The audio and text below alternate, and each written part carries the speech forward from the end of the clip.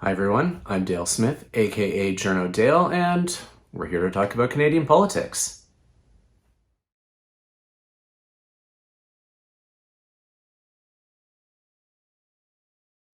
All right. Housing has been a huge thing in the news the last few weeks. So I figured it was a good time to check in with Mike Moffatt at the Smart Prosperity Institute about some of the stuff we're talking about there. There's a couple of different things I wanted to chat about. One of them is without relitigating the jurisdiction issue, what roles or what things the federal government can and should be doing before we move on to some of the stuff for the provinces and Ontario in particular. But yeah, why don't we start with the federal aspect and things that the federal government should be doing with the levers that they have. Yeah, well, I think they need to start with a theory of like, why are we in this mess in the first place? And I think this is the biggest challenge that this federal government has had. That we've got Pierre Polyev outside. The issue is gatekeepers, and so kind of giving this approvals. The reason why we don't have enough housing is because the approvals system is broken, and that might be true. That might be half true, or that could be complete nonsense. But at least it's a theory, right? And then if you go Yeah. beyond that, you can go, okay, this is how we're going to fix this. The issue that the federal government has is they haven't articulated why this is broken. And if you don't know why it's broken, it's hard to sort of fix at that point. And in fact, I think one of the things you could talk about would normally be, again, that approvals process and go, okay, the issue is municipalities. But the last housing minister, sort of last act, went out and said, it's actually not, municipalities aren't the problem. So that actually carves out, if they're not the issue, then I don't know what that issue, I don't see where they think the problem is. So I think they need to do that first, because once they know what the issue is, they can address it. Like if the issue is universities bringing in too many international students that local markets can't support, well, then they have policy levers to address that, or they could put pressure on the provincial governments to fund colleges and universities better to tamp that down. But right now they haven't. I would say good luck with that one, but Yeah, well, that's just it. But they haven't articulated any issue or any challenge. Or it might be that like the NDP has said in the past, well, the issue was that the federal government got out of social housing in 1993, and they could go back into that, or tell the provinces that there's their role. But I think that's the important thing, that there's no. The federal government, again, hasn't articulated any reason why they think this is broken. So I don't see how they can go about fixing it. yeah, I have to say I thought that op-ed by Ahmed Hussein was mystifying, because that seemed to be the whole point of the housing accelerator, was the notion that the approvals process at the municipal level was not working, and therefore they were going to use the federal spending power to try and alleviate that bottleneck in some way. Yeah, absolutely. So, and they could have framed it that way, that like, oh, well, actually, the municipal approvals process is broken, but that's not really municipalities' fault because provinces underfund them, but we'll step in or whatever. They could at least say that. But Yeah. yeah, it's kind of weird that the federal government is basically just acting as this was some kind of serendipity. This was some kind of extreme weather event that caused our housing prices to double over the last 10 years. So I think they need to come up with a theory of what's wrong. And I would posit that part of the issue is I actually think there's six big issues going wrong. That the first is just a lack of coordination. It's a classic problem we have across across Canada, Particularly when we've got three levels of government.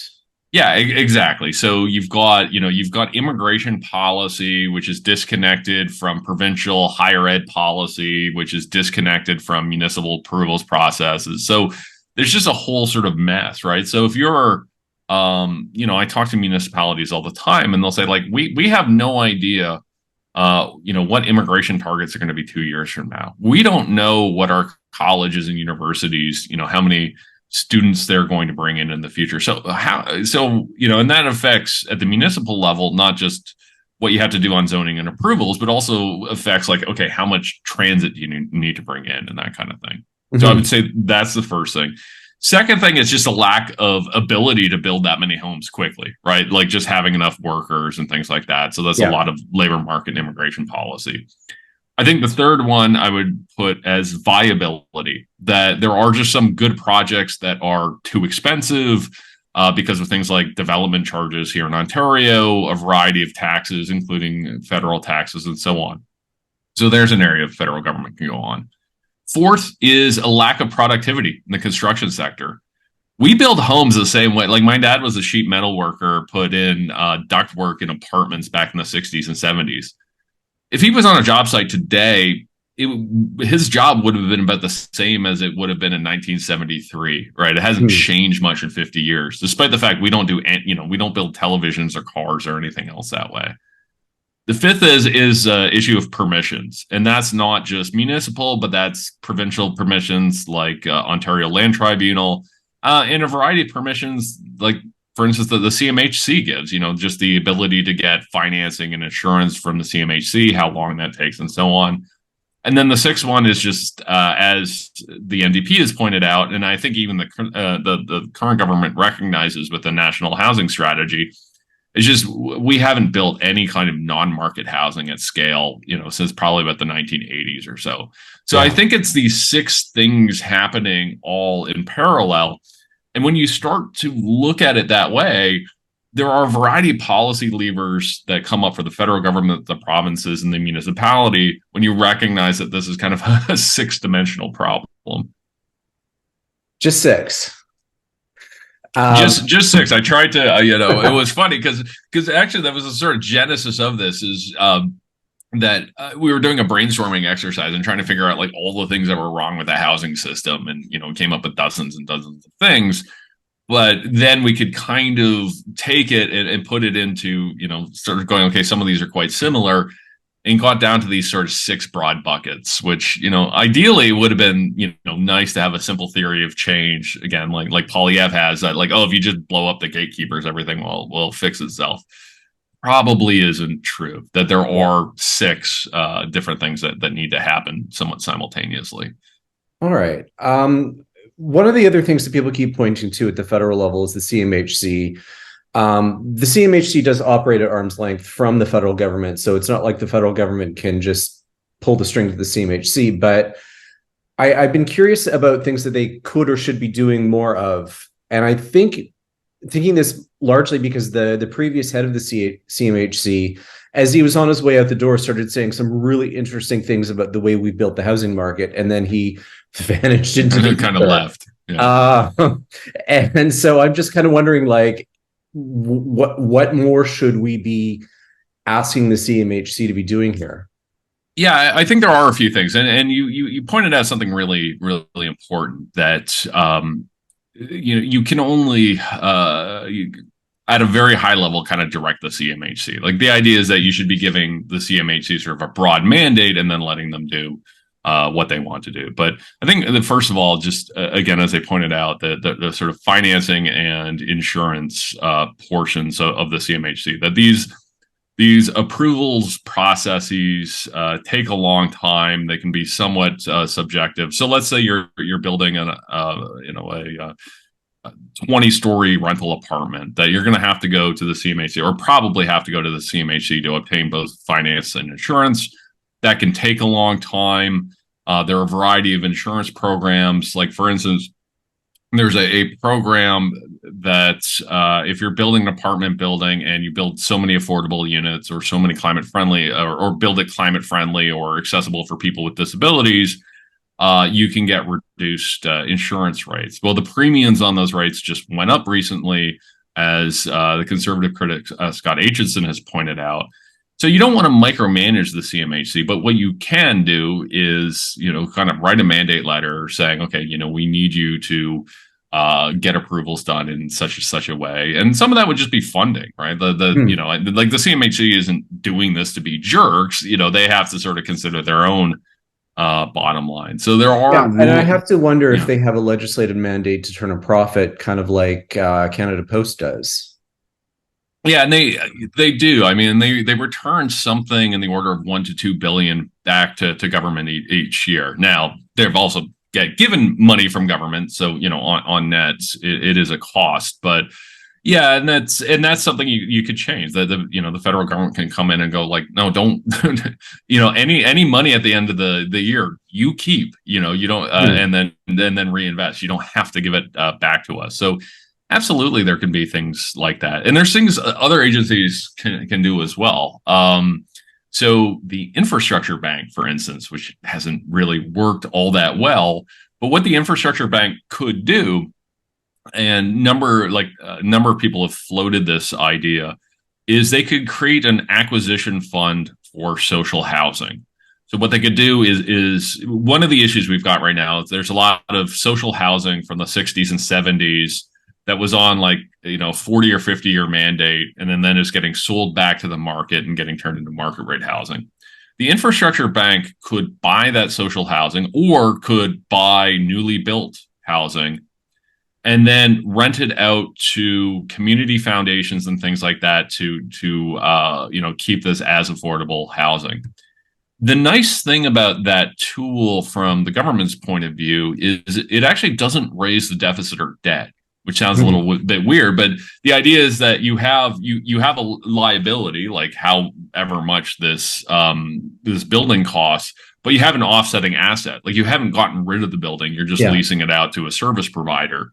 So the gross debt, like you're going to have to issue some bonds to finance this, but the net debt, which is what we all talk about, or the deficit, doesn't actually change in that model. So that is another thing that they could do. So it doesn't all have to run through the CMHC. And I know one of the big concerns, frankly, is the cost of these programs, what they do to the deficit and debt. But there Hmm. are ways to structure these such that you don't blow up your budget.